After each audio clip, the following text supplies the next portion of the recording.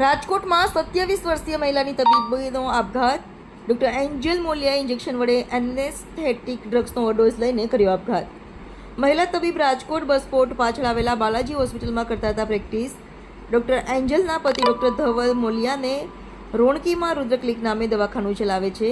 ગત તારીખ 21/5ના રોજ ડોક્ટર એન્જલ બાલાજી હોસ્પિટલમાં ડ્યુટી પર હતા ત્યારે જ ઇન્જેક્શન વડે એનેસ્થેટિક ડ્રગ્સનો ઓવરડોઝ લઈ લીધો હતો. મહિલા તબીબે કયા કારણોસર પગલું ભર્યું તેનું ચોક્કસ કારણ જાણવા મળ્યું નથી. બાલાજી મલ્ટી સ્પેશિયાલિસ્ટ હોસ્પિટલના ડાયરેક્ટર ડોક્ટર અંકુર સિનોજિયાનું નિવેદન.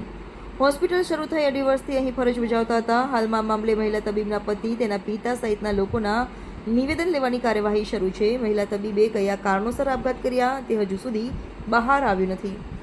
છેલ્લા 1.5 વર્ષથી તે બાલાજી હોસ્પિટલમાં ફરજ બજાવતા હતા. સમગ્ર મામલે એ ડિવિઝન પોલીસ દ્વારા તપાસ કરવામાં આવી રહી છે. જોકે મહિલા તબીબે આપઘાત કરી લેતા શહેરમાં ચકચાર મચી હતી. રિપોર્ટર ભરત ભરડવા સાથે રોહિત પોજાણી, રાજકોટ. આપણે લગભગ છેલ્લા 1.5-2 વર્ષથી ચાલુ કરેલી છે. જ્યારથી આપણે હોસ્પિટલ ચાલુ કરી છે ત્યારથી જ આ તબીબ અમારી સાથે ક્લિનિકલ આસિસ્ટન્ટ તરીકે ફરજ બજાવતા હતા અને કોઈ પણ હોસ્પિટલના સ્ટાફ સાથે કે બીજા કોઈ ડોક્ટરો સાથે કોઈ અણમનાવ વગર એકદમ સમરસતાથી અહીંયા કામ કરતા હતા. અને 21 તારીખે એમણે જે આ એનેસ્થેટિક એજન્ટનું ઇન્જેક્શન લઈ અને સુસાઇડનો પ્રયાસ કરેલો છે તે હોસ્પિટલ માટે પણ ખૂબ દુઃખની વાત કહેવાય. હોસ્પિટલના સ્ટાફ સાથે તેમને કેવું વર્તન હતું, કેવા સંબંધો હતા તેમને? અહીંયા કોઈ અણબનાવ કોઈ સાથે હતો?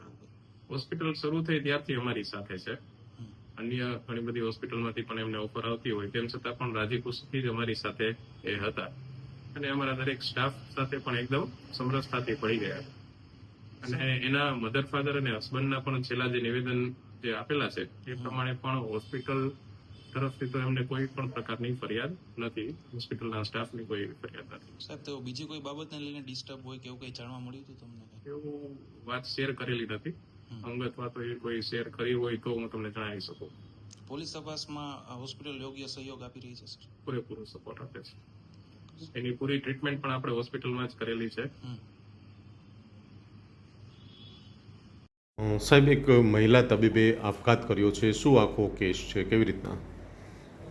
એ ડિવિઝન પોલીસ સ્ટેશન વિસ્તારમાં આવેલ બાલાજી હોસ્પિટલ ખાતે એક મહિલા તબીબ નાઓએ તારીખ 21/5/2025ના રોજ પોતાની જાતે જ એનેસ્થેસિયાનું ઇન્જેક્શન લઈ અને બેભાન થઈ જતા ત્યાં એ જ હોસ્પિટલમાં આઈસીયુ વોર્ડમાં દાખલ કરેલ અને તારીખ 24/5/2025ના રોજ તેમનું મરણ થયેલ છે. અને તે બાબતે તેમના પિતા તેમજ પતિ તેમજ તેમના કાકા ભાઈ વગેરેના નિવેદનો નોંધવામાં આવેલ છે. અને આ બાબતે હાલમાં કોઈને કોઈના ઉપર શંકા કે કંઈ ત્રાસ હોય કે એ બાબતે કોઈ હજી સુધી લખાવેલ નથી નિવેદનોમાં અને હાલમાં તપાસ ચાલુ છે. સાહેબ, પોલીસે કયા પ્રકારની કાર્યવાહી કરી છે આમાં? પોલીસે મરણ જનાર તબીબી બેનનો પેનલ ડૉક્ટરથી પીએમ કરવામાં આવેલ છે. એક્ઝિક્યુટિવ મેજિસ્ટ્રેટ રૂબરૂમાં ઇન્ક્વેસ્ટ પંચનામું કરાવવામાં આવેલ છે. તેમજ બનાવડી જગ્યાનું એફએસએલ રૂબરૂ સ્થળ નિરીક્ષણ કરાવી આગળની કાર્યવાહી કરવામાં આવે છે. કોઈ ચોક્કસ કારણ હજુ સુધી સાહેબ બહાર આવ્યું ના, હજી સુધી કોઈ ચોક્કસ કારણ તપાસમાં બહાર આવેલ નથી. સાહેબ, કેટલા સમયથી આ બેન અહીંયા નોકરી કરતા હતા એવું કંઈ જાણવા મળ્યું છે? બેન છેલ્લા 1.5 વર્ષથી બાલાજી હોસ્પિટલ ખાતે નોકરી કરે. અને તેમને લગ્ન પણ કર્યા હતા. તેમના પતિ પણ તબીબ છે, તો કંઈ સાહેબ શું છે એમને? તેમના પતિ પણ તબીબ છે અને એમને પણ પ્રાઇવેટ હોસ્પિટલ છે. તેઓને કોઈ તપાસમાં દરમિયાન કોઈ મનમેળ ના હોય તેવું જણાવ્યું નહીં. મનમેળ સારો હતો અને તે બાબતે કોઈ પણ આક્ષેપ નથી. તેમના પિયર પક્ષમાંથી પણ કોઈ આક્ષેપો નથી. હજુ હાલ તપાસ ચાલુ છે? હાલમાં તપાસ ચાલુ છે.